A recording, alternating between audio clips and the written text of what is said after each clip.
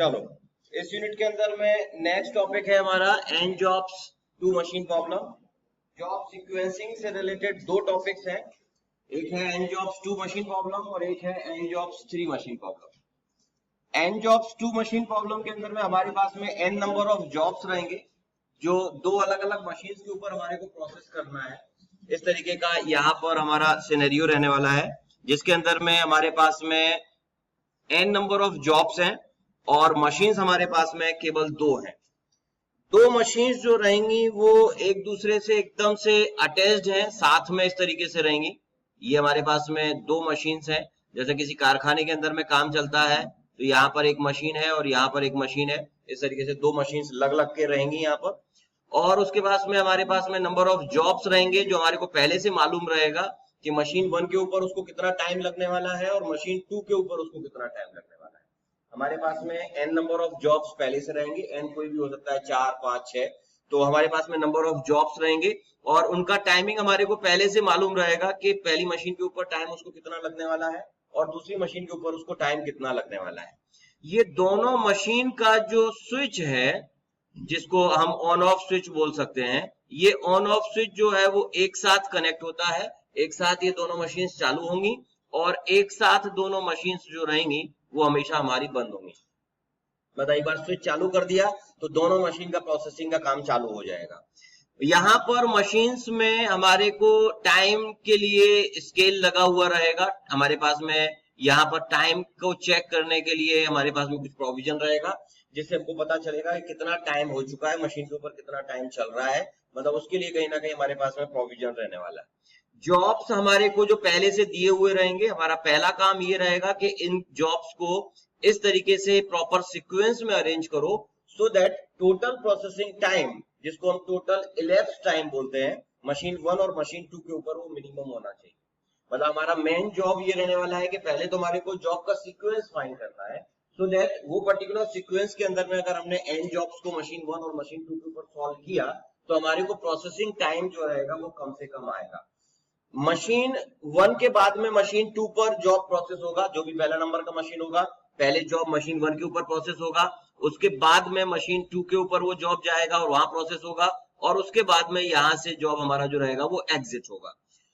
यहां पर बायपास वगैरह का कोई प्रोविजन नहीं है, पहले मशीन 1 पर ही कंप्लीट करना पड़ेगा, उसके बाद में मशीन 2 पर जाएंगे। ऐसा नहीं है कि एक पर्टिकुलर जॉब मशीन 1 पर प्रोसेस हो रहा है तब तक पीछे वाला दौड़ करके मशीन 2 पर चला जाए, ऐसा कोई प्रोविजन नहीं रहेगा। जो सीक्वेंस आप डिसाइड कर देंगे उसी सीक्वेंस के अंदर में जॉब्स हमारे यहाँ पर सॉल्व होंगे।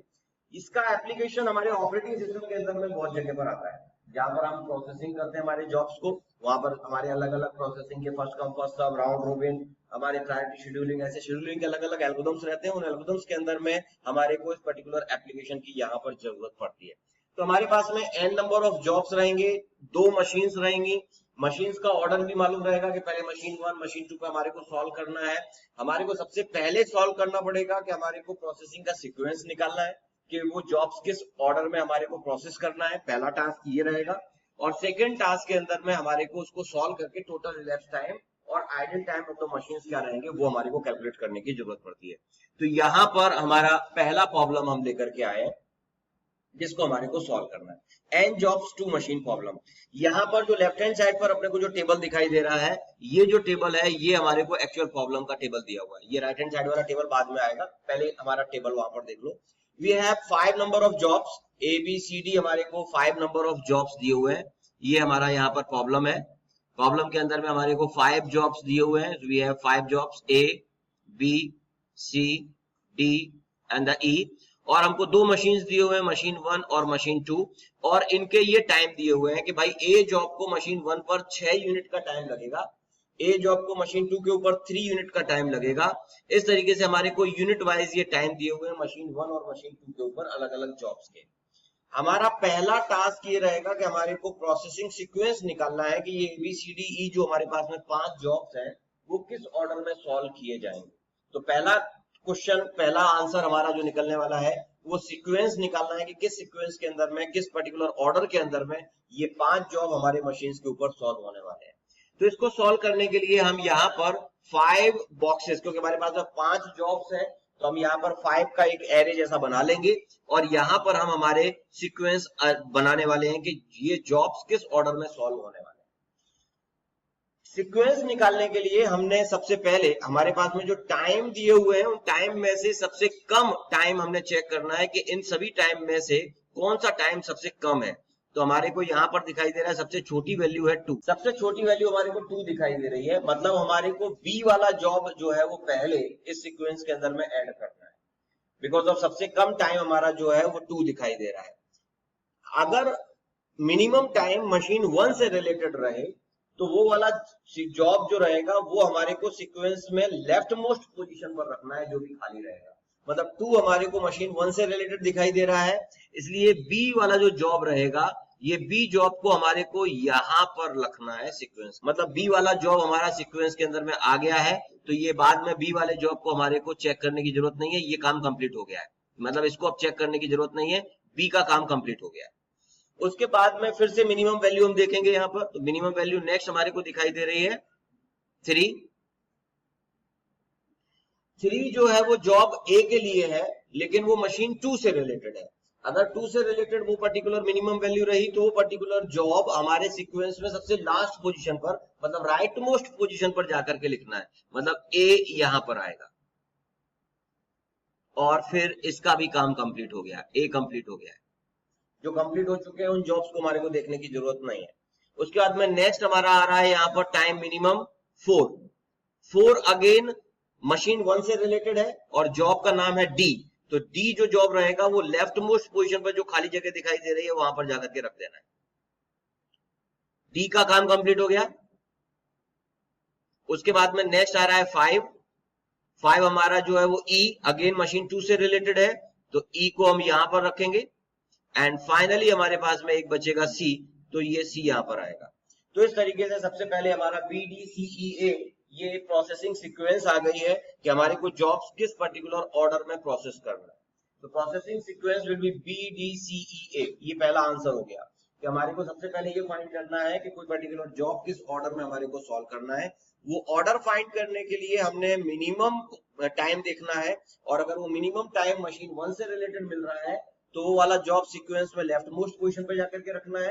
अगर मिनिमम टाइम हमारा मशीन 2 से रिलेटेड मिल रहा है तो वो पर्टिकुलर जॉब सीक्वेंस में राइट मोस्ट पोजीशन पर जाकर के रखना है, और इस तरीके से जॉब्स को अरेंज करते हुए जाएंगे।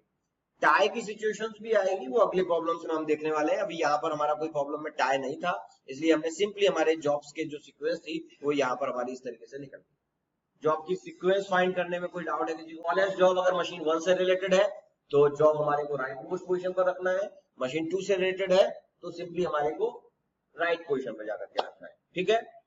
उसके बाद में ये जो राइट हैंड साइड पर हमारा टेबल दिखाई दे रहा है वो टेबल हमारे को तैयार करना है, जिसके अंदर में जॉब्स पहला कॉलम, और यहाँ पर जॉब्स के अंदर में जो हमारी सीक्वेंस है वो हम यहाँ पर लिख लेंगे कि ये सीक्वेंस हमारी फाइनल हुई है, B D C E and A. This is the processing sequence, जिस ऑर्डर में हमारे को हमारे जॉब्स को प्रोसेस करना है। मशीन 1 का टाइम इन और टाइम आउट, मतलब इन टाइम और आउट टाइम हमारे को लिखना है कि कब मशीन पर वो जॉब लोड हो रहा है और कब वो पर्टिकुलर जॉब मशीन 1 को कंप्लीट करके बाहर निकलना है। सिमिलर मशीन 2 के अंदर में टाइम इन टाइम आउट के साथ साथ में आइडल टाइम भी वहां पर लिखना है। मशीन 1 के अंदर में आइडल टाइम नहीं रहेगा, मशीन 2 के अंदर में आइडल टाइम भी रहने वाला है। और अब आगे का प्रॉब्लम जो पूरा का पूरा कॉमन सेंस का प्रॉब्लम है कि सिंपली हमारी वॉच चालू कर दी हमने, हमारा जो मशीन थी मशीन का मीटर चालू कर दिया है और मीटर के हिसाब से रीडिंग लेते हुए चल रहा है। कोई भी जॉब जब मशीन के ऊपर लोड होगा तो उस टाइम पर मीटर की रीडिंग जो रहेगी वो ऑब्वियसली 0 रहने वाली है। जैसा अपन पेट्रोल पंप पे जाते हैं और भरते हैं तो उस टाइम पर 0 देख लो भैया, तो 0 देख लिए, 0 से अपना कांटा चालू हो गया। कौन सा जॉब प्रोसेस करना है? बी। बी को मशीन 1 के लिए कितना टाइम चाहिए? बी को मशीन 1 के लिए कितना टाइम चाहिए हम यहां जाकर के चेक करेंगे। हमारे टेबल के अंदर में कितना टाइम चाहिए? 2 चाहिए, और 0 पर वो चालू हो रहा है तो कितने पर कंप्लीट होगा? ऑब्वियसली 2 पर वो कंप्लीट होगा, क्योंकि उसको मशीन 1 के लिए टाइम कितना चाहिए? 2 टाइम चाहिए, तो 2 टाइम पर उसका मशीन आउट टाइम हो जाएगा। दोनों मशीन का मैंने तुम्हारे को स्ट्रक्चर बताया था कि दोनों मशीन का स्ट्रक्चर इस तरीके से है कि मशीन 1 और उसके बाद में मशीन 2 इस तरीके से यहां पर है। तो जैसे ही मशीन 1 से काम कंप्लीट होगा तो मशीन 2 पर ये लोड हो जाएगा, तो यही टाइम यहां पर आने वाला है, क्योंकि जब मशीन 1 का काम कंप्लीट कर लेगा वो जॉब, तब मशीन 2 के ऊपर जाने वाला है। मतलब मशीन 2 के ऊपर पर्टिकुलर जॉब लोड होने का टाइम मशीन 1 का जो आउट टाइम था वही यहां पर आने वाला है। यहां पर भले ही हमने टेबल के अंदर में इन टाइम, फिर आउट टाइम और फिर आइडल टाइम लिखा हुआ है, हम सॉल्व करने के टाइम पर इन टाइम के बाद में डायरेक्ट पहले हम आइडल टाइम कैलकुलेट करेंगे। अगर मशीन 2 के ऊपर जॉब 2 टाइम पर जा रहा है तो आइडल थी उतनी देर तक मशीन, क्योंकि दोनों मशीन का स्विच सेम है। मशीन 2 के ऊपर जब तक मशीन 1 से जॉब आएगा नहीं तब तक मशीन 2 अपनी आइडल पोजीशन में है, इसकी वजह से ये आइडल टाइम यहां पर हो जाएगा 2। पहले हम आइडल टाइम की वैल्यू को लिखेंगे और उसके बाद में ही हमारा जो रहेगा वो टाइम आउट की वैल्यू हमारे को लिखना है। पहले हम आइडल टाइम लिखेंगे और उसके बाद में टाइम आउट लिखेंगे। अब मशीन 2 के ऊपर बी वाला जॉब 2 टाइम पर जब इन हो रहा है तो बी वाले जॉब को हमारे को मशीन 2 के ऊपर टाइम चाहिए 7। 2 पर चालू हो रहा है, 7 पर कंप्लीट हो रहा है, तो कितना टाइम लगेगा 9। 2 पर चालू हो रहा है और 7 यूनिट्स हमारे को चाहिए, तो टोटल टाइम कितना लगने वाला है 9। तो सिंपली 9 वहां पर हमारा आ जाएगा, कुछ भी नहीं, सिंपल कॉमन सेंस है। कोई भी काम 2 मिनट पे चालू हो रहा है, टोटल टाइम चाहिए 7 minute. So the out time of the B is now 9, क्योंकि 7 टाइम उसको चाहिए था, तो 7 2 में ऐड करेंगे तो 9 आ जाएगा। उसके बाद में मशीन 1 का जो भी पहले वाले जॉब का आउट टाइम रहेगा वही अगले वाले का ऑटोमेटिकली इन टाइम होने वाला है। मतलब डी वाला जो जॉब रहेगा वो मशीन 1 पर 2 पर ही इन होगा, क्योंकि जैसे ही वो मशीन जॉब को छोड़ेगी तो अगला वाला जॉब वो सीक्वेंस में जो भी रखा होगा वो मशीन 1 के ऊपर लोड हो जाएगा। तो यहां पर मशीन 1 के अंदर में ऑटोमेटिकली 2 को हमारे को लेना है। मतलब यहां पर जो भी जॉब का टाइमिंग रहेगा, ये वाला आउट टाइम जो हमारा दिखाई दे रहा है, ये वाला आउट टाइम हमेशा डायगोनल के अंदर में यहां पर इन टाइम के अंदर में आने वाला है हमेशा। तो ये 2 हमने यहां पर इन टाइम के अंदर में ले लिया। उसके बाद में मशीन 2 हमारे को देखा कि डी के लिए मशीन 1 पर कितना टाइम चाहिए, तो डी को मशीन 1 पर टाइम चाहिए 4, तो 4 को हमने 2 के अंदर में ऐड किया, कितना हो गया 6, तो यहां पर हमने 6 लिख लिया। इस जगह पर ध्यान देना है कि हमने मशीन 1 का आउट टाइम और मशीन 2 का आउट टाइम, ये जो 2 आउट टाइम है डायगोनल में, इन दोनों में से जो भी बड़ा होगा उसको हमने यहां पर लिखना है। तो 9 और 6 में से बड़ा है 9, इसलिए 9 यहां लिखा जाएगा।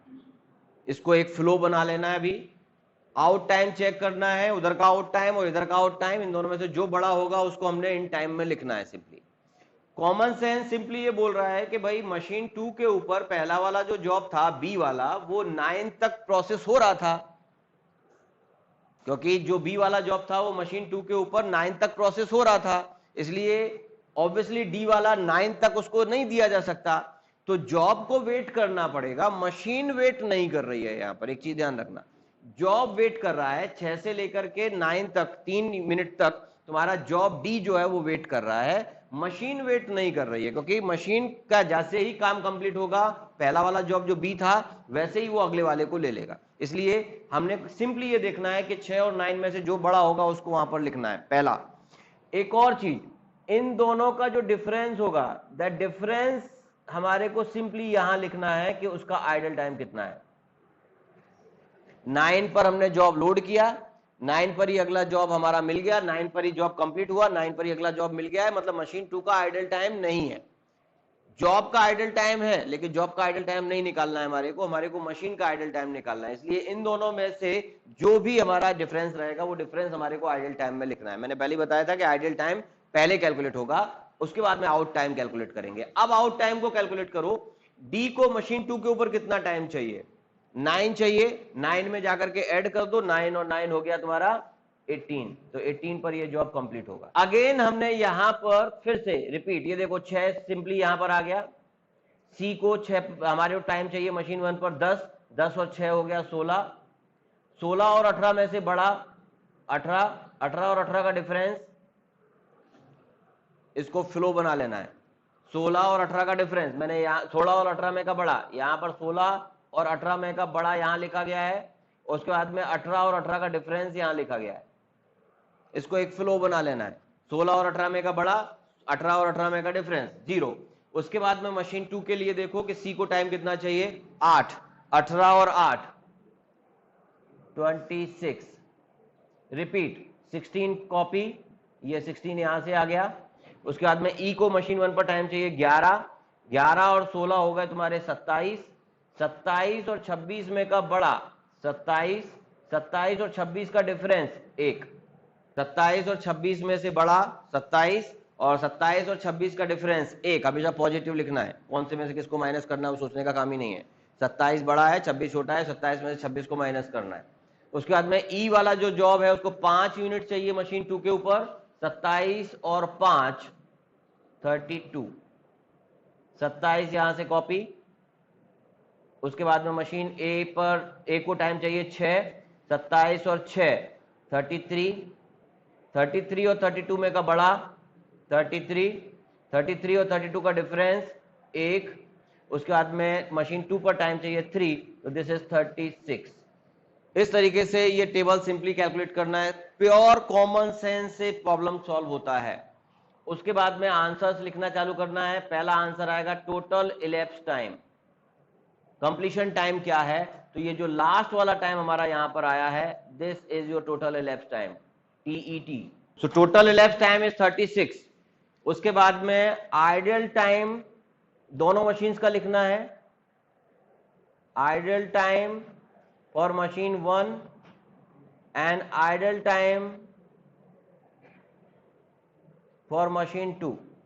मशीन 2 का आइडल टाइम ये जो टोटल किया हुआ है यहां पर से मिल जाएगा हमारे को, दैट इज 4। तो यहां पर idol time for the machine 2 4 है। Idol time for the machine 1, अब तुम बोलेंगे कि मशीन 1 का आइडल टाइम तो कैलकुलेट ही नहीं किया हमने। तो कैलकुलेट इसलिए नहीं किया क्योंकि जैसे ही मशीन 1 पर पहला जॉब कंप्लीट होता है उसके बाद में अगला जॉब इमीडिएट लोड हो जाता है, इसलिए मशीन 1 का आइडल टाइम वैसा नहीं है।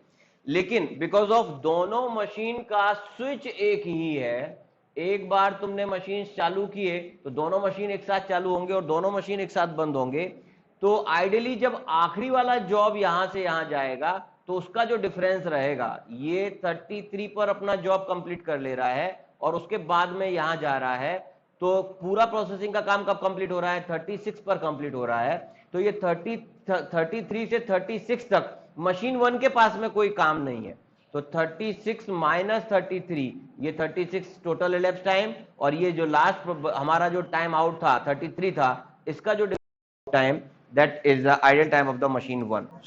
2 का idle time 4 and total ellipse time is 36। ये हमारे फाइनल रिजल्ट हमारे जो इस पर्टिकुलर प्रॉब्लम के इस तरीके से निकलेंगे। प्योर कॉमन सेंस का प्रॉब्लम है, अपने को सिंपली कॉमन सेंस से प्रॉब्लम सॉल्व करने की जरूरत पड़ती है, बाकी कुछ भी नहीं है। चलो नेक्स्ट प्रॉब्लम। जॉब्स हमारे को दिए हुए हैं, मशीन के नाम ए और बी दिए हुए हैं, जॉब्स के नाम 1 2 3 4 5 6 7 दिए हुए हैं, उससे कोई फर्क नहीं पड़ता है। हमारा पहला काम ये रहेगा कि हमारे को प्रॉपर प्रोसेसिंग सीक्वेंस निकालना है। सबसे छोटा टाइम है 1, जो मशीन 2 से रिलेटेड है, मतलब बी से रिलेटेड है, सेकेंड नंबर की जो मशीन है उससे रिलेटेड है, और जॉब है 6। तो हमने 6 को सबसे पहले यहां लिख लेना है क्योंकि 6 नंबर वाला जॉब है और उसके लिए सबसे कम टाइम मिला था, मतलब ये हमारे को अब चेक करने का कोई काम नहीं है। उसके बाद में मिनिमम वैल्यू दिखाई दे रही है हमारे को 3 हमारे को दो जगह पर दिखाई दे रहा है, इसलिए यहां पर टाई आ गया है। 3 दो जगह पर दिखाई दे रहा है, एक 1 वाले केस के अंदर में और एक 7 वाले केस के अंदर में। लेकिन टाई तो है, लेकिन यहां झगड़ा नहीं है। झगड़ा इसलिए नहीं है क्योंकि पहला वाला जो 3 है वो हमारे मशीन 1 से रिलेटेड है, ए से रिलेटेड है, और दूसरा वाला जो 3 है वो मशीन 2 से रिलेटेड है, मतलब दोनों के साइड्स अपोजिट है। क्योंकि मशीन 1 से रिलेटेड अगर रहा तो वो लेफ्ट साइड में जाएगा, मशीन 2 से रिलेटेड रहेगा तो वो राइट साइड में जाएगा, इसलिए झगड़ा नहीं है यहां पर, क्योंकि दोनों के साइड्स अलग अलग हैं। तो इसलिए 1 यहां जाएगा क्योंकि वो मशीन 1 से रिलेटेड था, और ये वाला जो 7 वाला जॉब है वो राइट हैंड साइड पर जाएगा क्योंकि वो मशीन 2 से रिलेटेड था। झगड़ा नहीं होने की वजह से एक सीट के लिए झगड़ा नहीं हो रहा है, इसलिए यहां पर टाई होने के बावजूद कोई प्रॉब्लम नहीं रहा। उसके बाद में मिनिमम वैल्यू हमारे को दिखाई दे रही है 6, और ये 6 अब यहां पर दोनों जगह पर एक साथ दिखाई दे रहा है। तो अब यहां पर अगर हमने मशीन 1 से रिलेटेड 6 को लिया तो ये वाला जॉब जो रहेगा 4 नंबर का वो सीक्वेंस में इधर की साइड में आएगा, और अगर हमने 6 नीचे वाली मशीन 2 से रिलेटेड लिया तो यही वाला जॉब सीक्वेंस में हमारे को जो जाएगा वो राइट हैंड साइड पर जाने वाला है। इसलिए हमने यहां पर एक और सीक्वेंस को कॉपी मार लिया। ऊपर वाली सीक्वेंस अगर हमने 4 वाले जॉब का मशीन 1 के अकॉर्डिंग 6 लिया तो उस टाइम पर वो लेफ्ट साइड में जाएगा, और नीचे वाला जो सीक्वेंस है ऊपर तक का जितना हो चुका था 1 से 1 6 वो कॉपी किया है हमने, और वो मशीन 2 से रिलेटेड है, इसकी वजह से हमने उसको सिंपली राइट साइड में वहां पर लिखा हुआ है। तो इस तरीके से दो सीक्वेंसेस हमारे यहां पर बनना चालू हो गए बिकॉज ऑफ 6 कॉमन आ रहा था। तो अगर हमने 4 नंबर वाले जॉब का मशीन ए के अकॉर्डिंग कंसीडर किया तो 4 वाला जॉब सीक्वेंस में आएगा फर्स्ट पोजीशन पर, मतलब 1 के बाद में, और अगर हमने मशीन 2 से रिलेटेड बी से रिलेटेड अगर उसको कंसीडर किया 6 को तो उस टाइम पर वो जॉब जो जाएगा वो तुम्हारा जाएगा राइट साइड में मशीन 2 से रिलेटेड। कोई डाउट है इसमें किसी को? उसके बाद में नेक्स्ट आ रहा है तुम्हारा 10। अब 10 में फिर से टाई टाई एंड टाई है, 3 बार टाई है, तीनों में टाई हमारा 10 10 10 है। तो सबसे पहले तो ये जो 5 वाला 10 है उसका झगड़ा किसी से नहीं है क्योंकि ये मशीन 1 से रिलेटेड है। तो 5 को तो मैं सिंपली यहां पर भी और यहां पर भी लिख देता हूं क्योंकि 5 वाला जो जॉब है उसका जो 10 आ रहा है वो मशीन ए से रिलेटेड है, इसकी वजह से सिंपली 5 को मैंने वहां पर सिंपली लेफ्ट हैंड साइड पर लिख दिया। अब जो दूसरा वाला जो टाई है जो 2 और 3 के बीच में आ रहा है ये जो है झगड़े की बात है। यहां पर दोनों 10 10 है और दोनों जो है झगड़ रहे हैं एक ही सीट के लिए। तो जब एक ही सीट के लिए झगड़ा आए तो उस टाइम पर एक सेंटेंस ध्यान रखना, करस्पॉन्डिंग स्मॉलेस्ट जॉब फर्स्ट। तो जिसका भी करस्पॉन्डिंग जॉब स्मॉल होगा उसको पहले प्रायोरिटी दिया जाएगा। Corresponding smallest job first. दोनों राइट हैंड साइड वाली सीट के लिए झगड़ रहे हैं क्योंकि मशीन 2 से रिलेटेड है दोनों 10 10, इसलिए दोनों में से राइट साइड पे पहले कौन जाएगा तो करस्पॉन्डिंग स्मॉलेस्ट जॉब फर्स्ट वाला। यहां पर 12 और 15 में से हमारे को चेक करना है कि किसका कम है, तो 12 कम है इसलिए 2 राइट साइड में जाएगा और फिर उसके बाद में 3 का नंबर लगेगा। So we have 2 sequences. तुम्हारे को सीक्वेंसेस जितने पॉसिबल होंगे सभी बताने पड़ेंगे एग्जाम के अंदर में, लेकिन सॉल्व करने के टाइम पर केवल एक ही सीक्वेंस को सॉल्व करने की जरूरत है। इनमें से कोई भी एक सीक्वेंस सॉल्व करो, आंसर सभी का सेम आएगा। कोई अगर चाहे तो सेकंड वाला सीक्वेंस भी ट्राई करके देख सकता है, आंसर दोनों सीक्वेंस के सेम आएंगे, मतलब टोटल इलेप्स टाइम और आइडल टाइम्स पूरे के पूरे सेम आएंगे किसी भी सीक्वेंस के थ्रू सॉल्व करो। लेकिन सीक्वेंस हमारे को पूरे बताना है, लेकिन एग्जाम के अंदर में सॉल्व केवल एक ही सीक्वेंस के लिए सॉल्व करना है, किसी भी एक सीक्वेंस के लिए। तो टाई वाली सिचुएशंस के अंदर में कैसे हमने सीक्वेंस को फाइंड करना है तुम्हारे सामने है कि टाई के अंदर में अगर दो अलग अलग मशीन से रिलेटेड टाई आ रहा है तब तो झगड़ा नहीं है क्योंकि एक मशीन ए से रिलेटेड एक मशीन बी से रिलेटेड है, तो उस टाइम पर एक लेफ्ट में जाएगा तो एक राइट में जाएगा, इसलिए कोई प्रॉब्लम नहीं है। अगर सेम टू सेम आ रहा है तो दो सीक्वेंस बन ही रहे हैं, और अगर हमारा सेम सीट के लिए अगर झगड़ रहे हैं जैसे 10 10 2 और 3 के अंदर में सेम सीट के लिए झगड़ रहे थे क्योंकि दोनों मशीन 2 से रिलेटेड थे तो राइट हैंड साइड पर जाएंगे, तो उस टाइम पर करस्पॉन्डिंग स्मॉलेस्ट जॉब फर्स्ट के अकॉर्डिंग हमने प्रायोरिटी देना है कि कौन पहले जाएगा, तो उसके अकॉर्डिंग हमने वहां पर सीक्वेंस को फाइंड करना है।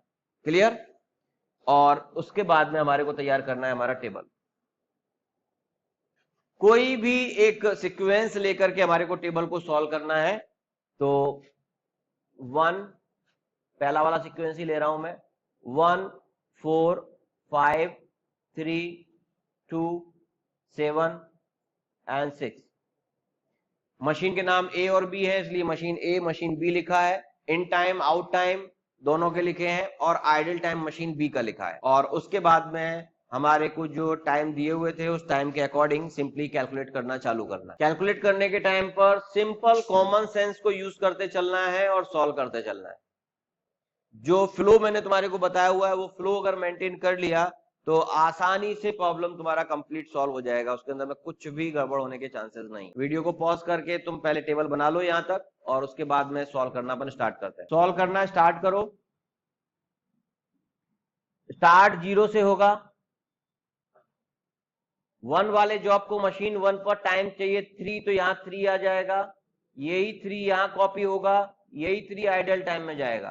पहले आइडल टाइम कैलकुलेट करना है मशीन 2 का, उसके बाद में तुमने आउट टाइम कैलकुलेट करना है, ध्यान रहे हमेशा। उसके बाद में 1 वाले जॉब के लिए मशीन 2 का टाइम है 8, 8 3 में ऐड करो तो ये हो जाएगा 11। उसके बाद में ये 3 कॉपी, ये एरो वगैरह बनाने की जरूरत नहीं है, मैं जस्ट केवल याद दिलाने के लिए तुम्हारे को बना रहा हूं पहले रो में केवल। उसके बाद में 4 वाले जॉब का मशीन 1 का टाइम 6 है, 6 और 3 9, 9 और 11 में का बड़ा, 11 और 11 का डिफरेंस, दोनों आउट टाइम में का बड़ा वैल्यू लिखना है हमेशा। मैं एक बार इन दोनों में का बड़ा और इन दोनों का डिफरेंस। 4 वाले जॉब को मशीन 2 पर टाइम चाहिए 6, 11 और 6 17, 9 कॉपी। 5 को मशीन 1 पर चाहिए 10, 19, 17 और 19 में का बड़ा, 17 और 19 का डिफरेंस। 5 वाले जॉब को सेकेंड मशीन के लिए चाहिए 12, 19 प्लस 12 31, 19 कॉपी। 3 वाले जॉब को चाहिए 15, 15 और 19 34, 34 और 31 में का बड़ा 34, डिफरेंस 3। 3 वाले जॉब को चाहिए 10, 34 और 10 44, 34 कॉपी। 2 वाले जॉब को 12 चाहिए, 12 और 34 46, 46 और 44 में का बड़ा, डिफरेंस। 2 वाले जॉब को चाहिए 10, 46 और 10 56, 46 कॉपी। 7 वाले जॉब को चाहिए 9, 55, 55 और 56 में का बड़ा, डिफरेंस। 7 और वाले को चाहिए 3, 59, 55 कॉपी। 6 वाले को चाहिए 11, 66, 66 और 59 में का बड़ा, 66, डिफरेंस 7। 6 वाले को चाहिए 1, तो यहां का 67 बोल रहे क्या तुम? तो total elapsed time is 67। Idle time for the machine A and idle time for B. तो बी का तो टोटल यहां से निकालना है, 7 और 3 10, 10 और 5 15, 16 17, तो ये तो 17 है। और मशीन 1 का है 1, 66 7 माइनस 66 दैट इज 1। ऐसे ये टोटल प्रॉब्लम तुम्हारा जो रहेगा वो यहां पर सॉल्व होगा। एक और प्रॉब्लम, फाइंड सीक्वेंस फर्स्ट। सबसे कम वैल्यू है 1, तो बी राइट हैंड साइड पर आ जाएगा क्योंकि मशीन 2 से रिलेटेड है। फिर आ रहा है 2, और 2 आ रहा है 3 जगह पर। अगर मशीन 1 और मशीन 2 वाला ये लिए ग्रुप तो झगड़े का काम नहीं है, डी यहां जाएगा और ई यहां जाएगा।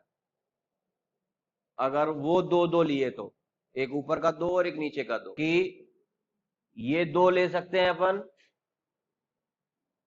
अब जब नीचे वाला 2 लेंगे तो ऑब्वियसली ये वाला 2 हमारे को छोड़ना पड़ेगा, ई का ऊपर वाला, ई का ऊपर वाला 2 छोड़ना पड़ेगा, ई का नीचे वाला 2 अगर ले रहे हैं तो ये 2 2 अगर लिए तो दोनों मशीन अलग अलग आ गए, इसलिए ऊपर वाला M1 वाला जाएगा डी लेफ्ट हैंड साइड पर, और ई जो जाएगा M2 वो राइट हैंड साइड पर जाएगा। और दूसरा चॉइस है हमारे पास में ये वाला, अब ये वाला 2 अगर ले लिए तो सेम सीट के लिए झगड़ रहे हैं, वो मशीन 1 से रिलेटेड सेम सीट के लिए जब झगड़ रहे हैं तो उस टाइम पर करस्पॉन्डिंग स्मॉलेस्ट जॉब फर्स्ट, तो पहले आएगा तुम्हारा ई और उसके बाद में आएगा तुम्हारा डी, बी अपनी जगह पर एज इट इज है कॉपी। दो सीक्वेंसेस यहां पर भी बन रहे हैं। अगर मैंने डी और ई के 2 मशीन 1 से रिलेटेड कंसीडर कर लिए तो करस्पॉन्डिंग स्मॉलेस्ट जॉब फर्स्ट के हिसाब से ई का करस्पॉन्डिंग 2 है, डी का करस्पॉन्डिंग 5 है, तो इसमें से 2 छोटा है तो इसको 2 वाले को पहले लिए तो ई पहले जाएगा और उसके बाद में डी जाएगा, जाएंगे लेफ्ट हैंड साइड पर ही, क्योंकि हमारा जो है वो मशीन 1 से रिलेटेड 2 हमने कंसीडर किया हुआ है। यहां तक का काम कंप्लीट हो गया है। फिर आता है 3 में फिर से झगड़ा है, लेकिन सेम सीट के लिए नहीं है तो कोई प्रॉब्लम नहीं है।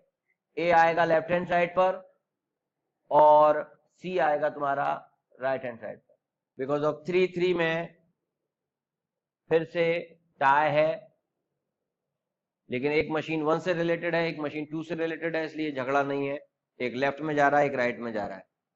2 सीक्वेंसेस हमारे पास में अवेलेबल है। इन 2 सीक्वेंस में से कोई भी एक सीक्वेंस हमारे को एग्जाम के अंदर में सॉल्व करके बताना है। फटाफट सॉल्व कर डालो। अब डी ए सी ई, एक आधे प्रॉब्लम के लिए तुम दोनों सीक्वेंस लगे तो सॉल्व करके देख लो। वीडियो को पॉज करके प्रॉब्लम सॉल्व करो और उसके बाद में मेरा आंसर चेक करो तुम्हारा मैच हो रहा है नहीं हो रहा है। पहले वीडियो को पॉज कर लो, पूरा प्रॉब्लम सॉल्व करो and then verify.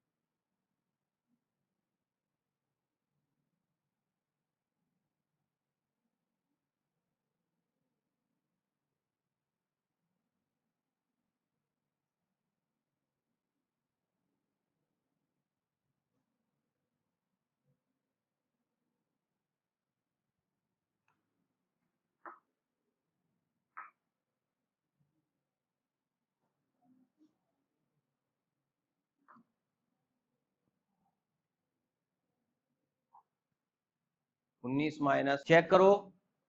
Total elapsed time 19, idol time for machine 1 is 3, idol time for machine 2 is 2। कुछ भी नहीं है प्रॉब्लम में, एकदम से चिल्लर प्रॉब्लम है, बस प्लस माइनस में गड़बड़ नहीं करना है। जो फ्लो बताया हुआ है उस फ्लो को बस मेंटेन कर लो एक बार। टाई के अलावा इस तरीके के प्रॉब्लम के अंदर में एक और गड़बड़ दे सकते हैं। क्वेश्चन कभी वर्डिंग्स में दिया रहे तो अपन ने कई बार क्या रहता है कि बच्चे क्वेश्चन दिखा, अरे आ गया, अरे 2 मशीन भिड़ गए। अब वो क्वेश्चन के अंदर में लिखा हुआ है processed on machine in B A order, जो रेड कलर में मैंने लिखा हुआ है, मतलब मशीन 1 कौन सी है, बी, मशीन 2 कौन सी है, ए, मतलब उन्होंने मशीन का ऑर्डर बदल दिया है। तो अपन ने एकदम से भिड़ना नहीं है प्रॉब्लम सॉल्व करने के लिए, अपन ने पहले देख लेना, पढ़ लेना कि भाई कहीं ऐसा तो नहीं कि मशीन का ऑर्डर बदल दिया है। तो अगर बी ए ऑर्डर बोला हुआ है तो कुछ नहीं करना, सेम टेबल को फिर से लिख लेना, बी पहले लिख लेना और ए बाद में लिख लेना। मतलब मशीन 1 जो है वो तुम्हारी ए बी है और मशीन 2 तुम्हारी जो है वो ए है। तो हमारे को एक बार फिर से हमने ऐसा पहले उल्टा करके लिख लेना है अपने कॉपी पर, मशीन बी को पहले लिख लेना है, मशीन ए को बाद में लिखना है। इस पर से हम फिर प्रॉब्लम को सॉल्व करना चालू करेंगे। हमारा मशीन 1 जो रहेगा वो बी रहेगा, मशीन 2 जो रहेगा वो हमारा ए रहेगा, और फिर हमने इसका सीक्वेंस निकालना है और आगे का प्रॉब्लम जैसा सॉल्व करने का तरीका था वो सेम टू सेम रहने वाला है। तो अगर कभी सीक्वेंस में ऑर्डर बदल दिया जाए तो हमने पहले मशीन का जो ऑर्डर बोला हुआ है उस ऑर्डर के अकॉर्डिंग पहले मशीन को अरेंज कर लेना है और उसके बाद में प्रॉब्लम को सॉल्व करना है। यहां पर हमने ऑर्डर बदल लिया है। ऑर्डर बदलने के बाद में कुछ नहीं, बी का कॉलम पहले लिखा है, ए का कॉलम बाद में लिखा हुआ है। और उसके बाद में जो सेकंड वाला टेबल है, इसके लिए हम हमारा प्रॉब्लम सॉल्व करना चालू करेंगे। ये सेकंड वाला टेबल हमने लिखा है, इस पर से हम सीक्वेंस फाइंड करेंगे। J2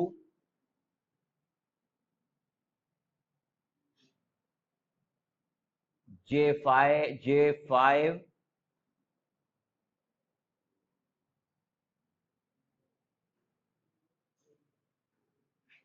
J1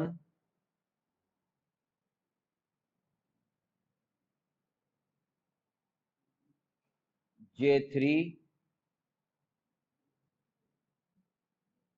and J4। कोई टाई नहीं है इसमें, सिंपल सीधा सीधा है। J2 का जब हमने 1 ले लिया है तो उसके आगे का 2 देखने का कोई काम नहीं है, नहीं तो वो 2 में तुम देखेंगे सोचेंगे टाई है क्या, नहीं। ऑलरेडी जब J2 का 1 हम ले चुके हैं तो फिर J2 को फिर चेक करना ही नहीं है। सीक्वेंस आने के बाद में सिंपली सॉल्व करना है। अगेन पहले पूरा प्रॉब्लम सॉल्व कर लो एंड उसके बाद में वेरीफाई करो। मैं जो सॉल्व कर रहा हूं उसके स्टेप्स को तुम चाहो तो चेक कर सकते हो। J2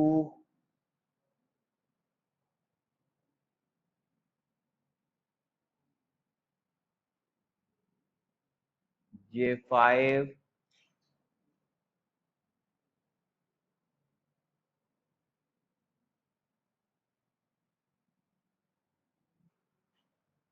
J3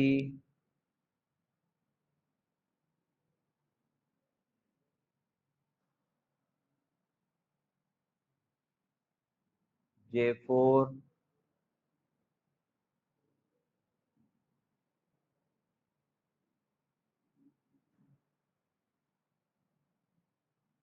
J1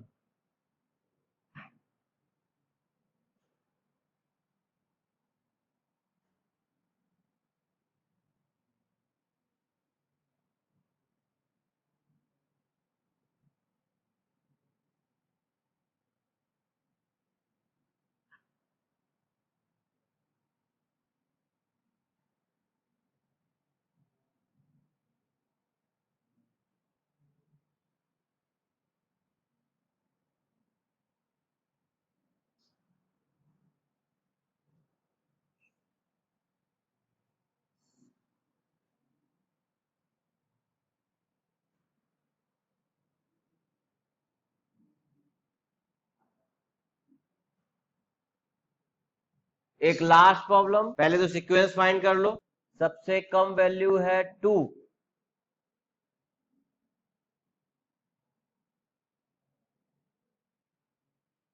तो ए जॉब सीक्वेंस में लेफ्ट हैंड पे आ गया।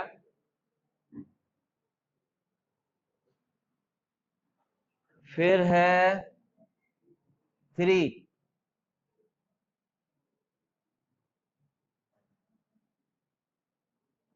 3 के अंदर में टाई है, मशीन 2 के लिए है, करस्पॉन्डिंग स्मॉलेस्ट जॉब फर्स्ट, तो पहले वाला ई फिर उसके बाद में जी, तो पहले ई और फिर जी,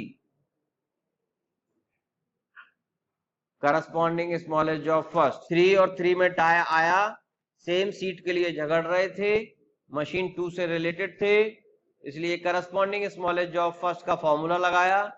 6 और 7 में से 6 छोटा था, इसलिए ई को पहले राइट साइड में लिखा और उसके बाद में जी को लिखा। उसके बाद में आया 4 नंबर, 4 भी 3 जगह पर है, तो डी वाले का तो कोई प्रॉब्लम नहीं है क्योंकि वो तो राइट साइड पे जा रहा था। जो सी और आई है अगेन सेम सीट के लिए झगड़ रहे हैं, तो करस्पॉन्डिंग स्मॉलेस्ट जॉब फर्स्ट, तो पहले सी और उसके बाद में आई।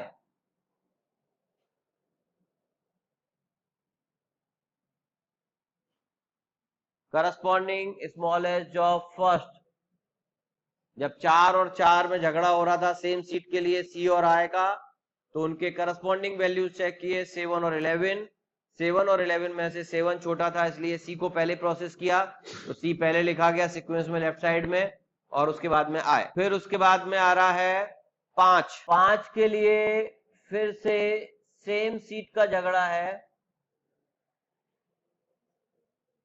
और उनके करस्पॉन्डिंग जॉब्स भी सेम है, तो इसकी वजह से यहां पर दोनों पॉसिबिलिटीज हैं, B पहले H बाद में, H पहले B बाद में।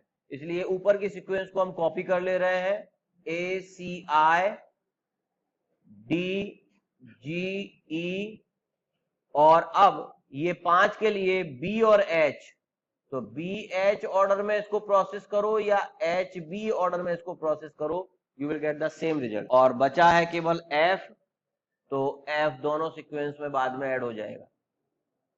तो इस तरीके से दो सीक्वेंस यहां पर आ रहे हैं। कोई भी एक सीक्वेंस एग्जाम के अंदर में सॉल्व करके देना है, सॉल्व एनी वन, सॉल्व कर लो, कोई भी एक सीक्वेंस को सॉल्व करो और आंसर को वेरीफाई करो।